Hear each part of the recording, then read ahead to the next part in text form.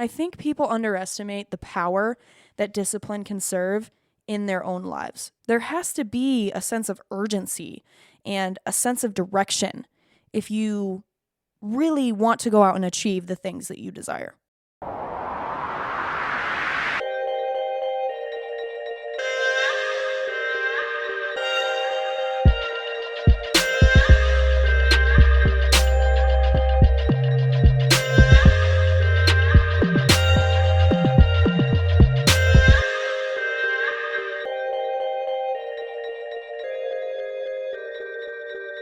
Okay, hi, welcome back.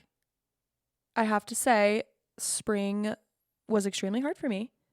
You know, March and April definitely tested me, and May is kind of too. May is definitely, uh, you know, giving me the quick uppercut. It's fine. I do feel like I'm at a stage in my life right now where I am focusing on releasing a lot of kind of what I've been harboring over the winter, or just like letting go of things in general and trusting the universe, trusting myself, going into this next phase of my life. And throughout this process, I feel like there's been a lot of different things that I've been uncovering about myself slowly that have really helped me to better understand who I am and who I'm becoming. And so I say all this to say, one of the things that I have realized is just how much being an athlete has kind of translated into my everyday life, okay? Which is so crazy because growing up, it was like all of my coaches used to say some shit like, let this be a lesson in life, let this be a lesson later on in life. And I never really paid much attention to that narrative. But now that I'm older, it's like, holy shit, that makes so much sense. And I'm doing things in my life that, I have to credit to the experience that I had as an athlete, because some of the things that I'm doing, I don't think I would ever have been doing if it weren't for my experience as an athlete, like genuinely. So today, I just kind of want to dive into that experience a little bit deeper, really speak about how my experience as an athlete has shaped who I am today and who I am as an adult, and the perspective that it has brought in my life. Because I think I am fully starting to see all of that unfold in real time, and it's really cool. So anyway, that's what we're getting into today. However, before we just dive right in today, I'm actually in the process of restructuring some of my episodes. Okay, we're going to do things a little bit differently from here on out, and we're going to see how this goes.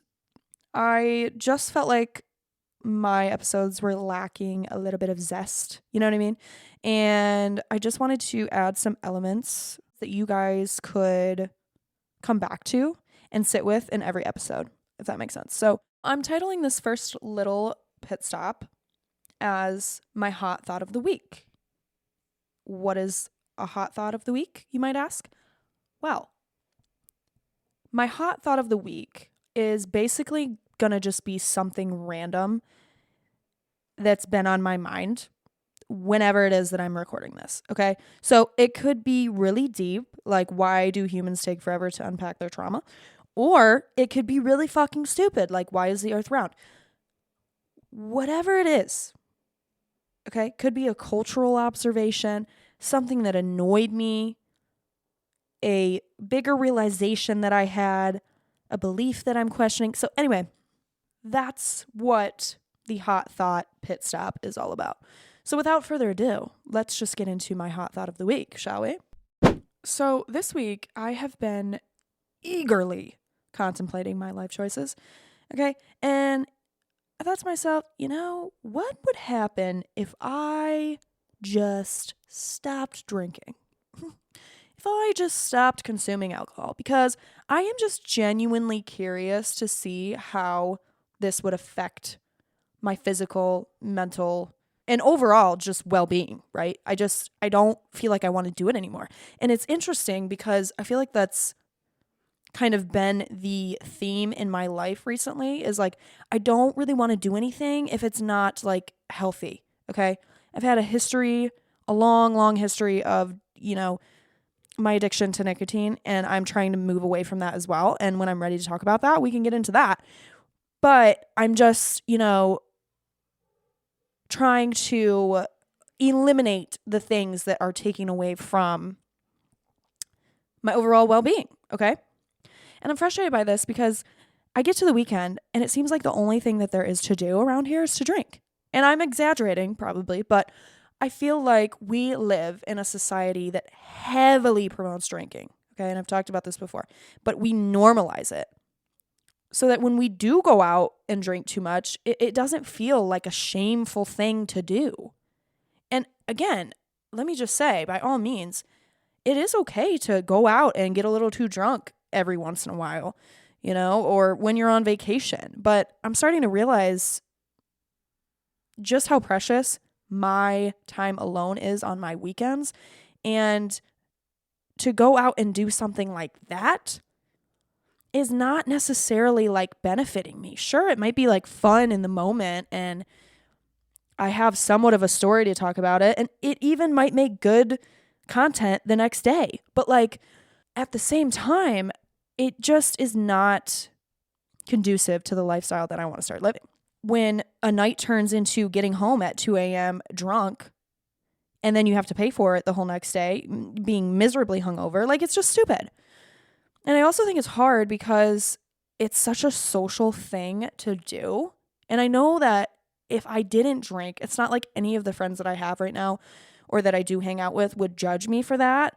It's just like, I feel like I almost have to, in a way, and this is a me thing, right? Like, because everybody else is doing it and I would feel weird if I didn't do it. You know what I'm saying? Like, it's just something that I have to, it's a boundary, and maybe not a boundary, but like just a disciplinary action that I need to take for myself. So anyway, that's my hot thought of the week.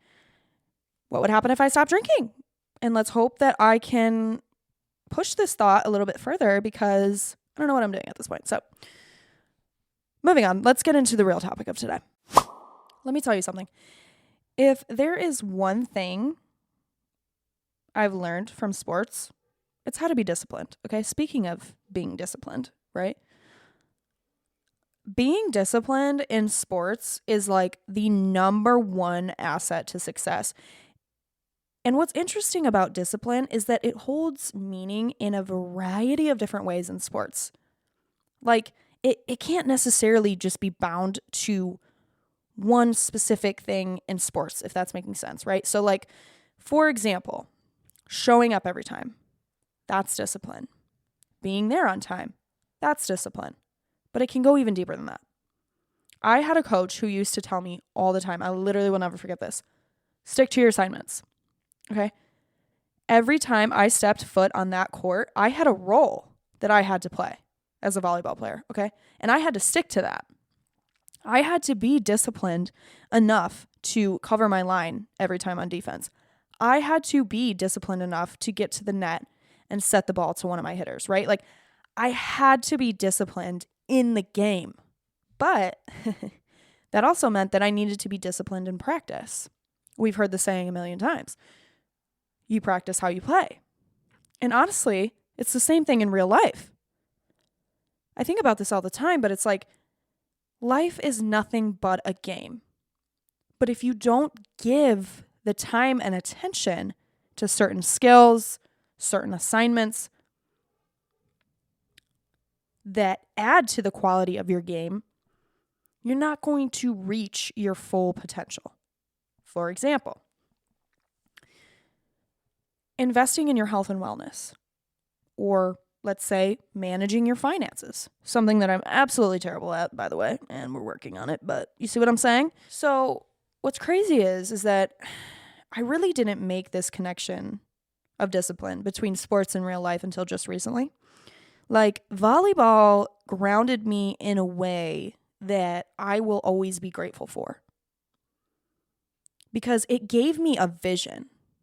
Like everything I was doing outside of volleyball made sense because it was for volleyball, right? Like I was that crazy girl who had a dream who would wake up before school and do a workout and, spend numerous hours editing my film from the tournament over the weekend. Like I was that girl. And it was like I had to do all of these external things that contributed to this overall one thing that brought me so much joy. And I'm beginning to realize that being disciplined in the small things actually contributes to the overall, quality of your life. When I lift every week, I feel better physically, mentally, even emotionally, bro. Or when I meditate each morning, which doesn't happen each morning, but I'd be trying, But when I do it, my days feel lighter, okay? They feel a lot less chaotic. When I clean my house, my mind feels more clear. When I do things that I don't necessarily want to do or that require that extra work or extra discipline to get them done, my life feels like it's more put together and it holds more meaning. I don't know if that makes sense, but it just is more fulfilling because the shit that I'm doing is all being poured back into me. Therefore, making my life more enjoyable because I'm investing in something. And that's, and that's how it was for me with volleyball. Only now it's like my real life, right? But let me just say, being disciplined is not for the faint of heart.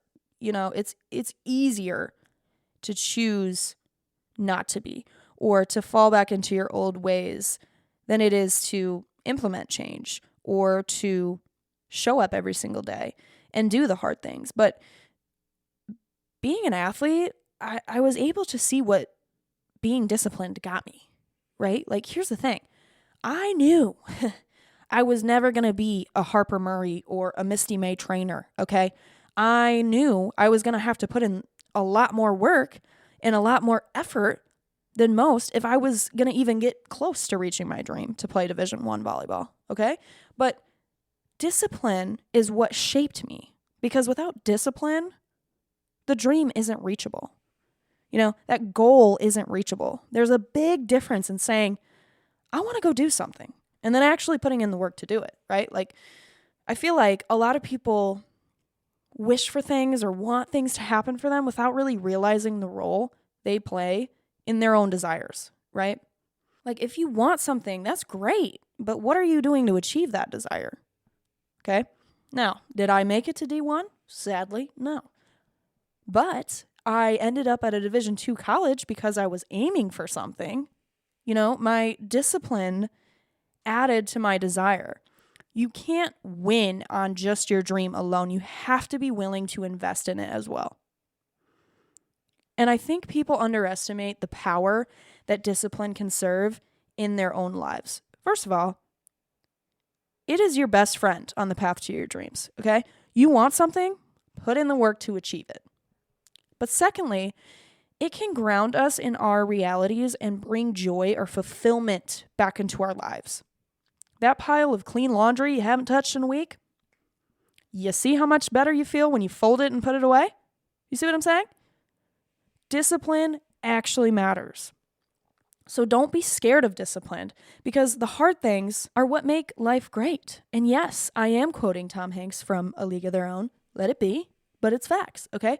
Be willing to do the hard things and just see what happens and what comes out of doing those hard things, okay? Moving on. Another thing that being an athlete has given me as an adult is that it's given me a sense of consistency and routine, okay? And I think, honestly, like, consistency and discipline definitely go hand in hand, but, I'm grateful because being an athlete for so long, there are things now that I just continue to do in my day-to-day life that have just kind of carried over, right? And I think sometimes, again, like I've said, without even realizing it, so, like, for example, I'm an avid weightlifter now, and mind you, there was a time after college that I just didn't work out anymore because I was like over it. You know what I mean? I'd done it for so many years and I was like, fuck that. I don't need to go to the gym. I was wrong. Obviously found out the hard way, but it's fine. Point is, I got back to it and I've been into it now for about 3 years consistently. And now that I've been doing it for so long, consistently, I feel like my body has gotten used to working out every day. And it feels weird when I don't work out, right? Like, oh my God, I didn't go to the gym today. That's fucking, I'm like, what the fuck? My body's freaking out. You know what I mean?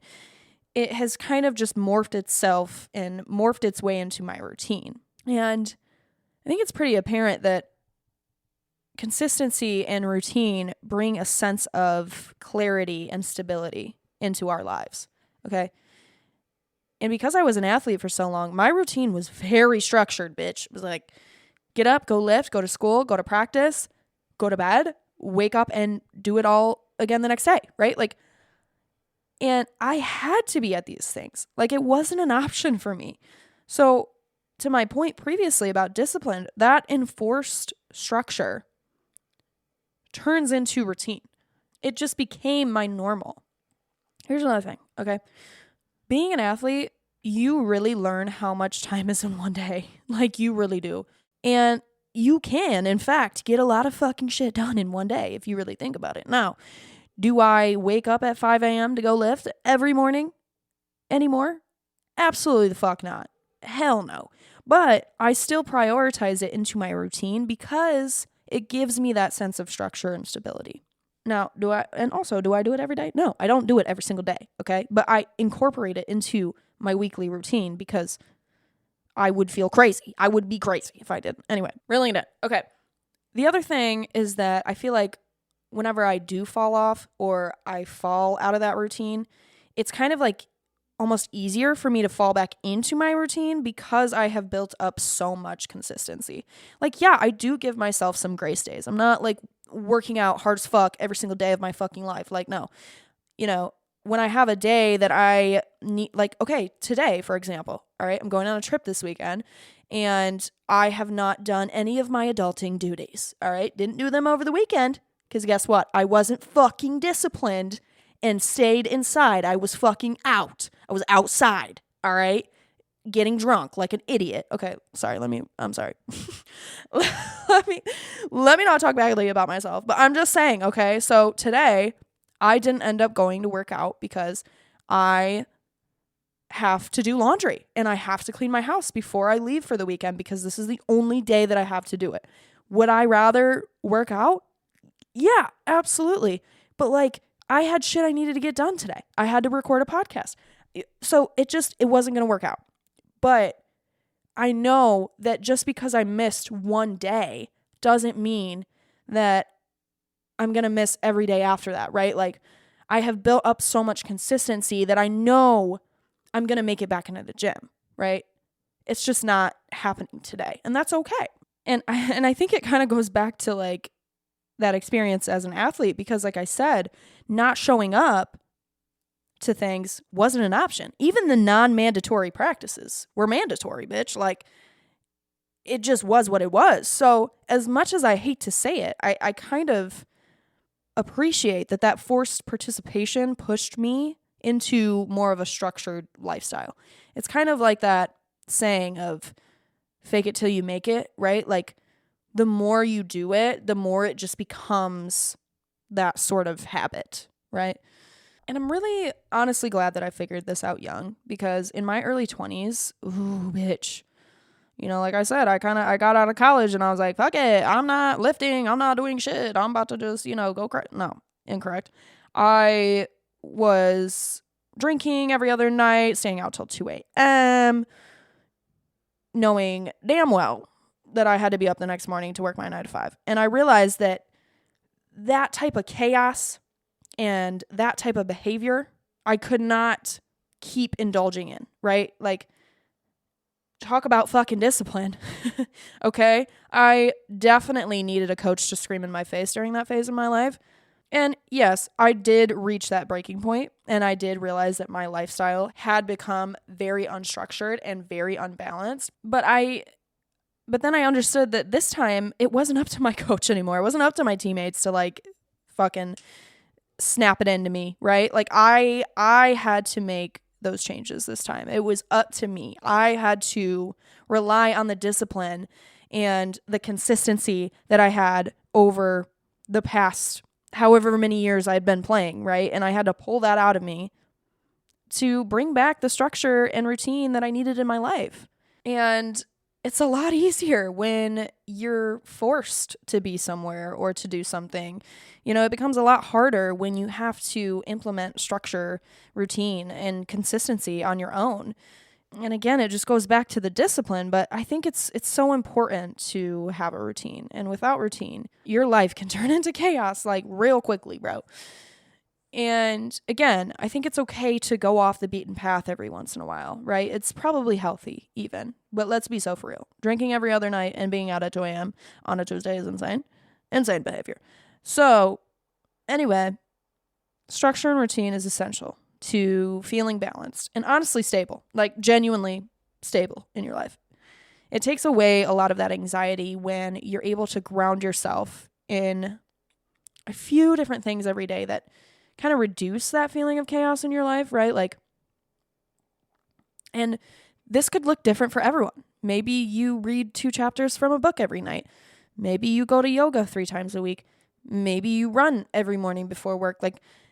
It's different for everyone, but find what works for you, okay? Don't be like me in my early 20s because, fuck, it was definitely hard to get out of. And I can laugh about it now because I went through it and it's fine.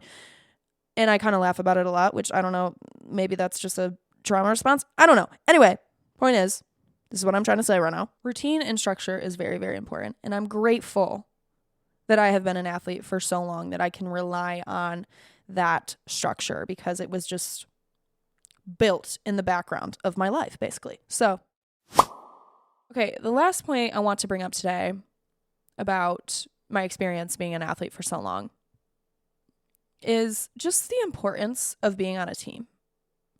And not just that, but what it feels like to be a part of a team, especially one that's supportive and trusting of one another.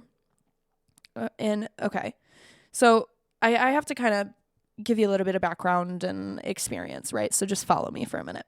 My experience as a collegiate athlete was somewhat unique, and maybe it's not really unique anymore, but I started out at a junior college, okay? And then I transferred to a different university to continue to play because junior colleges, you only get 2 years, right? And throughout my years of playing volleyball, I've been on so many teams, okay? With so many different personalities, so many different coaching styles. And as I've reflected on said experiences, I've kind of recognized what makes a really good team and what makes a really bad team. So I'm just going to kind of lay this out for you guys. I think the best teams are the teams that have players who respect one another and who respect their coach. Let me be very clear. Okay? Respect is a two-way street, and I think all respect is earned. And I think I maybe had 3 coaches out of my 12 years of volleyball, like dead ass. I think a lot of times coaches just demand respect without taking the time to understand their players. And don't get me wrong, having been a coach, okay, I do think there is a certain level of respect that you should grant your coach. That you should automatically grant your coach. But at the same time, as a player, if you're just expecting shit out of me without acknowledging me as a person first, that's a problem. And a lot of my coaches looked at what I could do for them as an athlete, but didn't invest in that person behind the athlete. You know what I mean? Like, they cared more about my performance than they did about me as an actual person. And it gets very evident as you start to get older, that type of coaching style. Okay?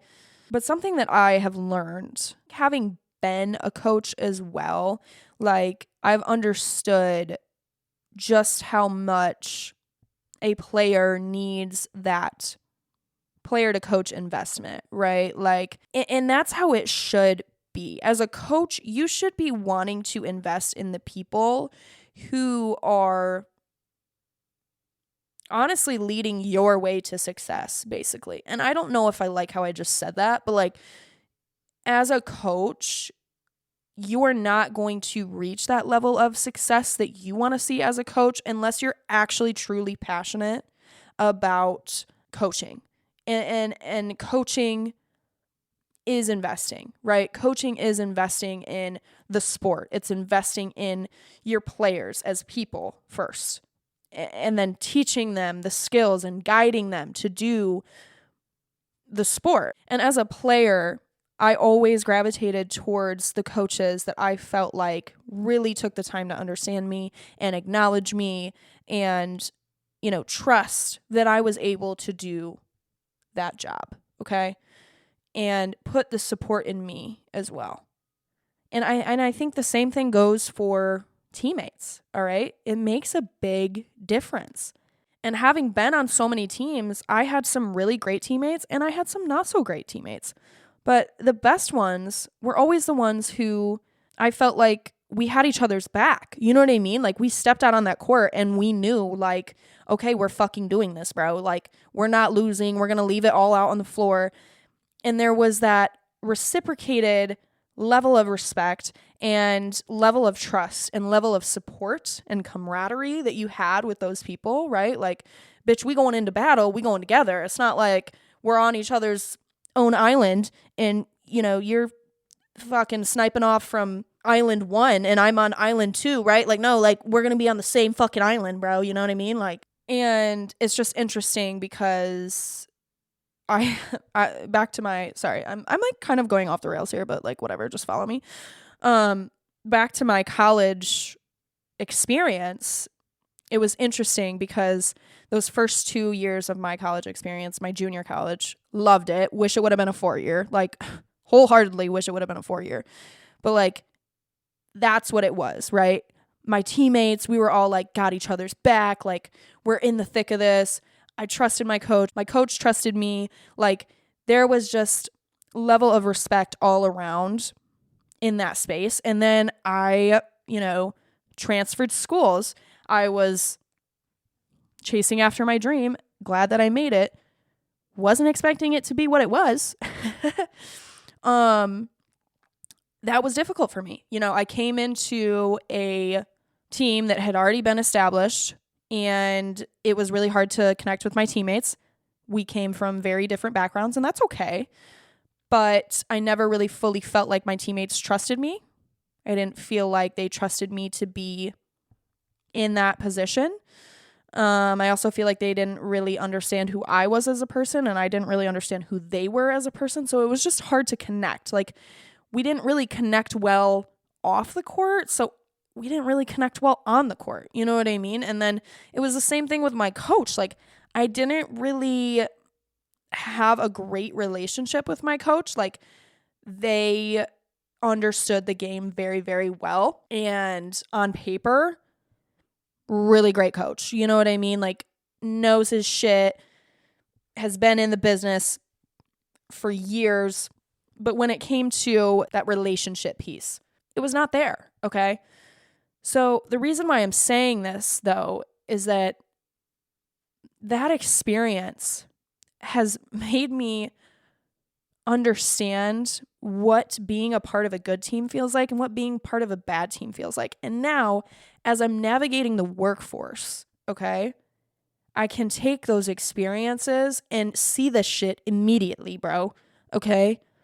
I can tell when I'm not fitting into a team, right? I'm not, understanding the morals or the way in which the company is being run, or I don't agree with things, right? Or I don't feel like I'm being respected or supported, right? Like, it was easier for me to navigate that because I had that experience as an athlete, right? And now, like, thankfully, I'm in a place now where I am in my job and in my career, I am part of a really, really great, workforce and team. And I feel supported and respected and uplifted. And I know that that's where I want to stay. But in my previous job, absolutely not. I was not appreciated. There was a lack of team camaraderie, if anything, lack of leadership, right? So like it's so much more easier for me to see some of those things and see when I'm not being appreciated or when I don't agree with things. So and I genuinely think that that's because I spent so much of my life being on a team and understanding the dynamics of it all.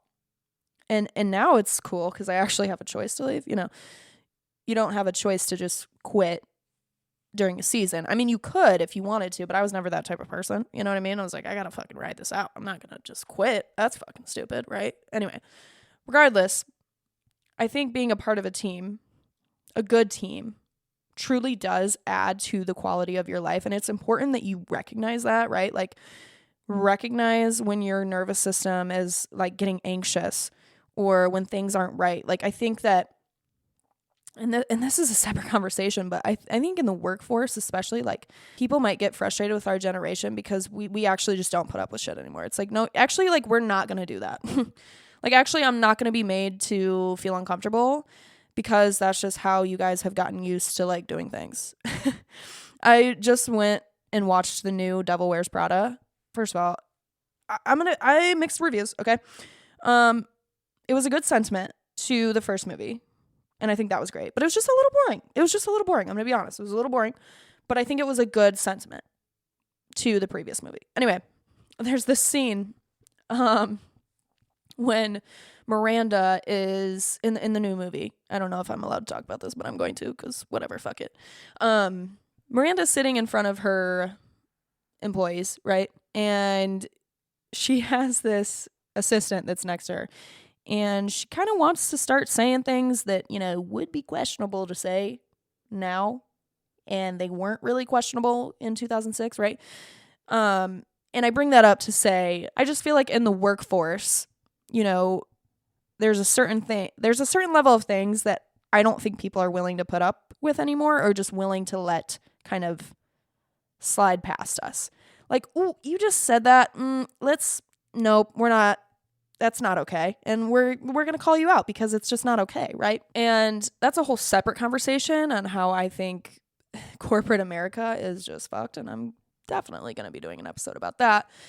But I think we absolutely should advocate for ourselves in spaces where we don't feel appreciated or we are just being looked at as somebody who just comes in and does this job and not as a person outside of this job. Right? Like because the other thing about that is too, is that then you just start operating that way. Like, I'm just somebody who's coming in here to do this job and that's what it is. And I don't think that that's healthy. I think if you are doing a job, I think it should at least hold some purpose in your life because first of all, we got to be there for fucking 40 hours a week, bitch. You know what I mean? It's got to at least hold a little bit of meaning in your soul or you're going to go fucking crazy. And I think it's important to recognize that. If you are just showing up as a person who does this job and you're being treated that way in your workplace, you have the option now, right? Like, you have a choice. So that's all I'm saying. Okay, you guys, we have reached another pit stop in my show, okay? Another new segment that I am adding to each episode. And this little pit stop is going to be called the Real Authentic Woman of the Week. Okay? It's something I'm trying. It's new. And I think normally I'm going to have this real authentic woman be tied to whatever the topic of discussion is that I'm talking about. So today I thought it was only fitting to highlight, you know, a prominent woman in sports. We are recognizing women's head basketball coach at Duke University, Kara Lawson. I really hope I'm saying names right. I really get nervous every time I bring up a name because I never know if I'm saying it right. Anyway, there's this amazing speech out there that she gives. It's like 2 minutes, okay? But I'm going to play it for you guys because she's obviously going to do a lot better job relaying the information than I am going to. And then we'll come back and we'll unpack it, okay? So called How to Handle Hard Better. So here we go. I was talking with Shay a couple days ago, and one of the things we talked about was how we all wait in life for things to get easier. Think in your own life, if you've waited for something to get easier. Oh, I just got to get through this and then it'll be easy. I just got to get through preseason and then it'll be okay. I've just got to get through my junior year of high school and then the classes are going to get easier. Or I've just got to get to my spring of my senior year of college and it's going to be easier. It's what we do. We wait for stuff to get easier. It will never get easier. What happens is you handle hard better. That's what happens. Most people think that it's going to get easier. Life is going to get easier. Basketball is going to get easier. School's going to get easier. It never gets easier. What happens is you become someone that handles hard stuff better. So that's a mental shift that has to occur in each of your brains. It has to. Because if you go around waiting for stuff to get easier in life, it's never going to happen. And then what happens? Oh, it's so hard. Oh, I can't do it. Oh, I don't know when is it going to be easy for me? Oh, it's easy for other people. It's not. It's hard. And the second we see you handling stuff, handling hard better, what are we going to do? We're going to make it harder. We're going to make it harder. Because we're preparing for you for when you leave here. Not just basketball and life. And if you think life, when you leave college, is going to be all of a sudden get easy because you graduated and you got a Duke degree, it's not going to get easier. It's going to get harder. So make yourself a person that handles hard well. Not someone that's waiting for the easy. Because if you have a meaningful pursuit in life, it will never be easy. If you're trying to win a championship, if you're trying to have a family, ask your parents, do you think it was ever easy for them to raise kids? Karen, is it easy? It's not. Any meaningful pursuit in life, if you want to be successful at it, it goes to the people that handle hard well. Those are the people that get the stuff they want. People that wait around for easy, you probably see them at the bus stop. They're waiting for the easy bus to come around. Easy bus never comes around. You've got to handle hard. Okay, so don't get discouraged through this time. If it's hard, don't get discouraged. It's supposed to be. And don't wait for it to be, I just got to get through the summer. And then it'll all of a sudden get easy in the fall. No, it won't. It won't. It won't get easy in the fall. So make yourself someone that handles hard well. And then whatever comes at you, you're going to be great. You're going to be great, okay? That shit is fire, my boy. Like, what are we talking about? Like, just the way that she was able to make that so digestible and so encapsulating is amazing. But she's also, like, just right, you know?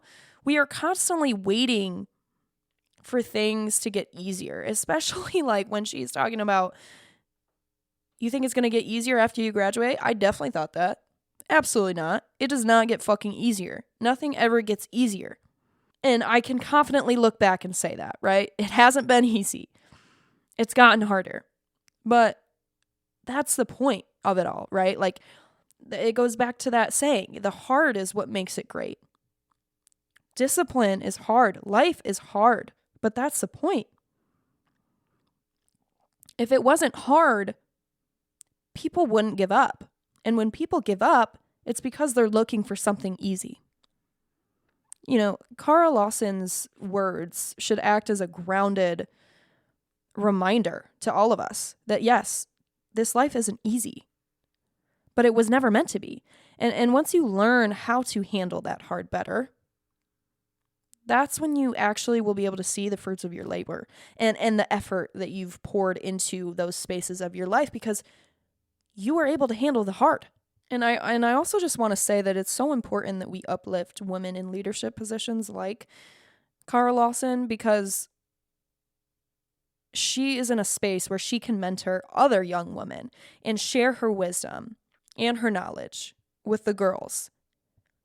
And you can tell that she's passionate, even in that speech, right? That she is one of those coaches who invests in the people before the player. You know, she's like, that's our goal. When you leave here, that you will be able to understand how to handle hard better.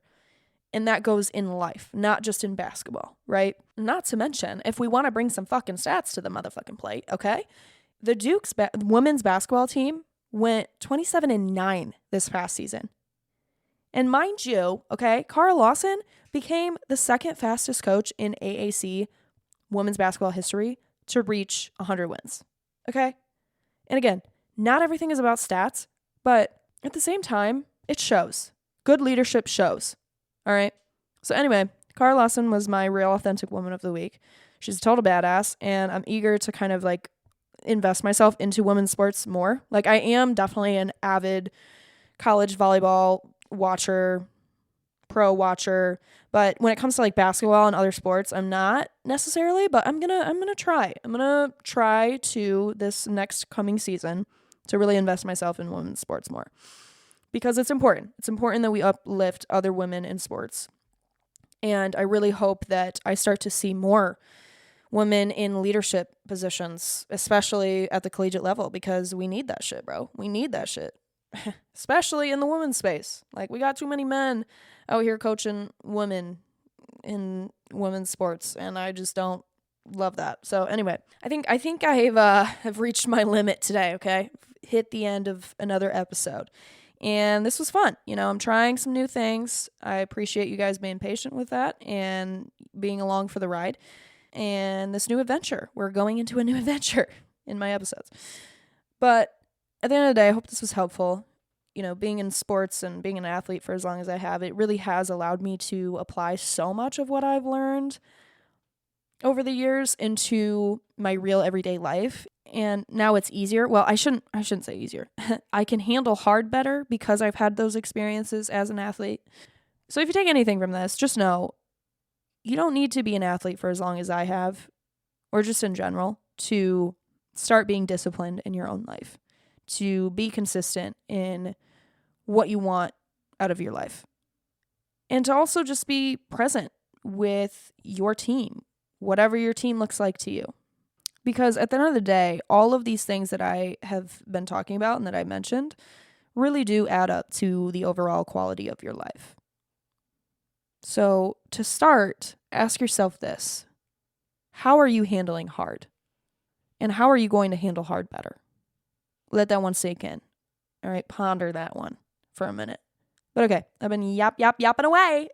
So thank you guys for listening, and check in next week. Okay, see you later.